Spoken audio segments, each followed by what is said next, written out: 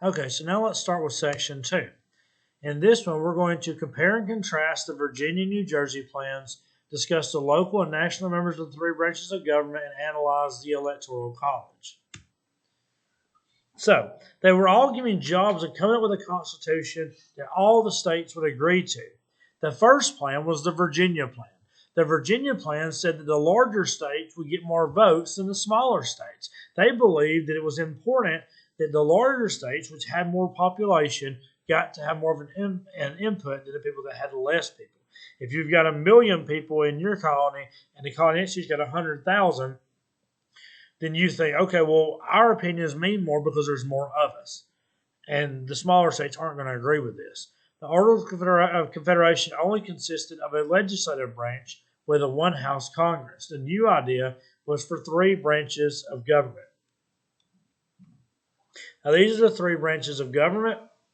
The legislative branch, which is the lawmaking body, the executive branch, which is the law enforcing body, and the judicial branch, which is the law interpreting body. Now, the legislative branch consists of what we call Congress, which has two houses, the House of Representatives and the Senate. And it's made up of 535 members, 100 in the Senate, 435 in the House of Representatives. And we're going to talk a little bit about how that's set up in just a little while. But they're the ones that made the laws. And we're going to have entire chapters on one on each of these three. So we're going to get into this in very good detail. But right now, we're not going to focus on it as much. So you just need to know that the legislative branch makes the laws. It consists of Congress. The executive branch enforces the laws, and it's what the president is over. The president is over the executive branch. They're the law enforcement body. So the reason why the president is over is the commander-in-chief of the military. It's the reason why the president is over the Department of Justice, Homeland Security, Border Patrol, all these kind of things is because it is the law enforcing body. So where the legislative branch is the law-making body, the executive branch is the law enforcing body, and the judicial branch is the law interpreting body. So when the legislative branch makes the laws and the executive branch enforces them and someone goes to jail or goes to court or whatever, the judicial branch or the judges will interpret the law. And that's when you go to court and they determine whether you're innocent or guilty. And that's headed up by the Supreme Court, which is the highest court system in the land. So we're going to talk very briefly. If you want to look more at these people, you can pull up the PowerPoint slides and look at it. We're going to look at the different members of representation for our area and who is over us all the way up to the president. Legislative branch, our two senators are Senator Richard Shelby and Senator Tommy Tuberville, which was elected this past year when he defeated Doug Jones. Also, in the different districts, the first district representative is Jerry Carl. The second district representative is Barry Moore. The third district representative is Mike Rogers. And, of course, you can, like I said, you can look at the PowerPoints and you can look at the districts. I'm not going to read over all that because it'll be a very long video. And the point is trying to keep these condensed so that you can get the most important information. So you can look at those district information on the PowerPoint. Our representative here in District 4, which is Representative Robert Aderholt, and he is from the Haleville area, but he is over this district, which you see there is Franklin, Marion, Lamar, Fayette, Walker, Winston, Coleman, Lawrence, Marshall, Etowah, and DeKalb counties. The representative from District 5 is Mo Brooks. The representative from District 6 is Gary Palmer. And then the 7th district representative is Representative Terry Sewell. We have 7 members of our we have 7 members of the Alabama part of the House of Representatives, and we have 2 senators. This is the president, President Joe Biden, of course, who just got elected and just became the president. This is Vice President Kamala Harris, who is the 49th Vice President of the United States. On the state level, this is our governor, Kay Ivey. The Secretary of State, John Merrill, whose wife is actually originally from Phil Campbell. This is the judicial branch. This is the Chief Justice, John Roberts. These are the judges on the Supreme Court.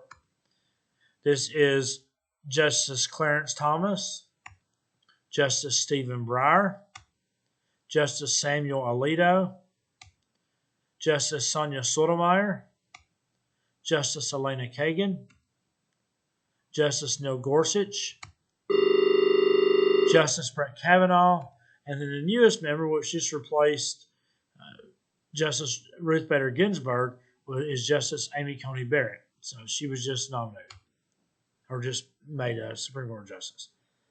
So we're back on these two opposing plans. The Virginia plan involved the legislature dividing up into two houses. In the Virginia plan, states would have more votes if they were a bigger state.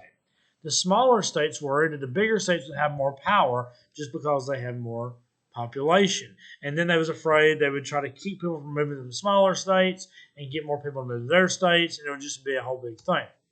So they issued out the New Jersey plan, which wanted each state to get one vote. So again, if you've got 1 million people in your state, or in your state, and this other state has 100,000, you'd all get one vote. Each state would get one vote. Instead of having the two houses of legislature, it would only have the one under the New Jersey plan, and the larger states did not want to accept this. This is going to lead to Roger Sherman coming up with what's known as the Connecticut Compromise, or the Great Compromise. The committee proposed that Congress would have two houses, like we do.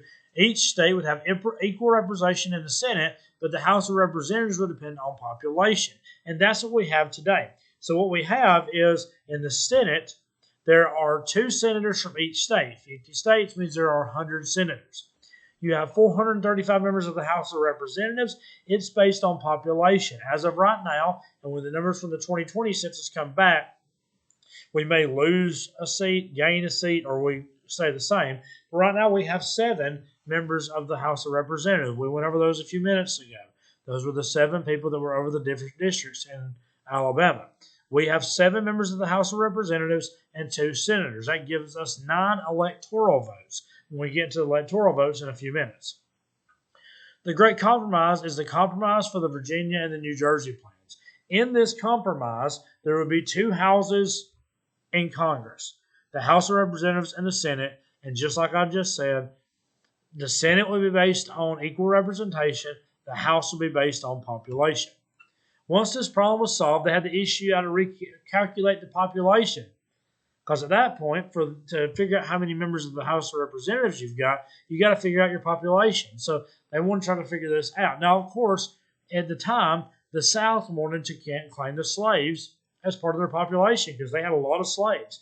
There was 550,000, almost half a million, or over 500,000 African Americans in slavery, and most of them was in the South. So the South wanted to count these slaves as part of the population to increase their representation. Now, the North's like, look, you consider them property. Normally, you don't consider them people, so why should we consider them people now? So we don't want to count them as part of the population. And the South said, well, yeah, but they're there, so they should be counted in. So they come up with the 3/5 compromise. And the 3/5 compromise, and these different things, the Great Compromise and the 3/5 compromise, both have videos on Google Classroom that you can watch. But would equal every 5 slaves would equal 3 free people. So for every 5 slaves, 3 of them would count as people. So if you've got 550,000 slaves, then that would be 330,000 actual people that would count as into population. So that's kind of how it worked. It didn't count all the slaves as people, but it did count 3/5 of them. There was also division on trading issues. So the North wanted to allow Congress to regulate both foreign trade and commerce between the states. But the South didn't like that because they feared they would start taxing the exports, and that would hurt the South because most of the South's economy was based on exports, selling things other places. And this would hurt the South's economy because it depended so much on their exports. The Southerners also feared Congress would put an end to the slave issue. So basically they were like, we don't want y'all to end slavery. We don't want y'all to tax our exports. We just want you to leave us alone.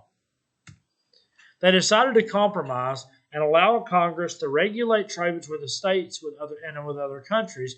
In exchange, the North agreed that they could not tax exports or interfere with the slave trade before 1808. They just kind of put that date on it and said, okay, well, Congress can't deal with slavery until 1808, which they still didn't. And they can't change in terms of taxing exports. They also debated on who should decide the presidency. Some wanted Congress to pick it, others thinking that the people should. The compromise was the Electoral College. People elected to select the president and vice president.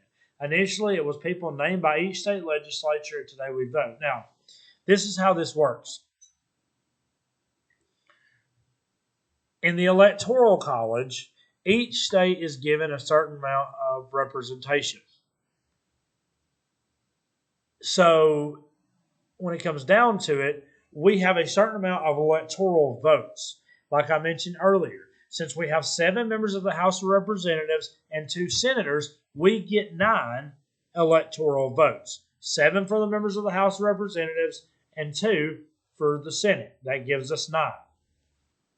So, and we'll get to the electoral map in just a minute, but basically what happens is when we vote for president, Alabama gets 7 votes, or 9 votes.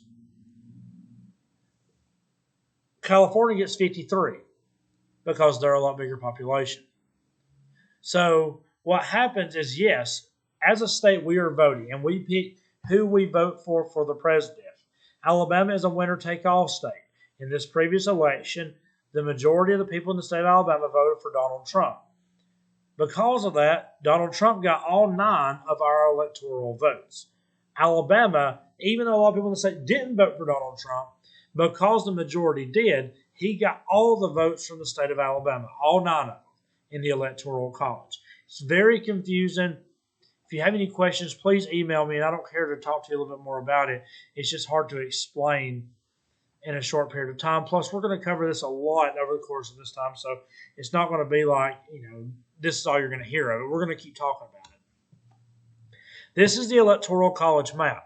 As you see at Alabama, we have a 9 because we get 9 votes. California has 55. They get 55 votes. Texas gets 38. That means they get 38 votes. People always ask up here, what happens in Maine? Why Maine has red and blue. And that's because Maine is not a winner-take-all state. If you look down here at the bottom, these are split votes. There are 4 votes in Maine that you can get.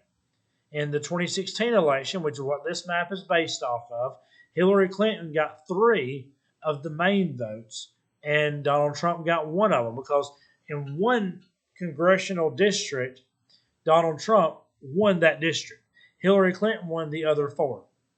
Nebraska also is not a winner-take-all state, but in Nebraska in 2016, Donald Trump won all 3 of Nebraska's, or all 5 of Nebraska's votes, the 3 main votes, and then the 2 extra ones that goes with different congressional districts.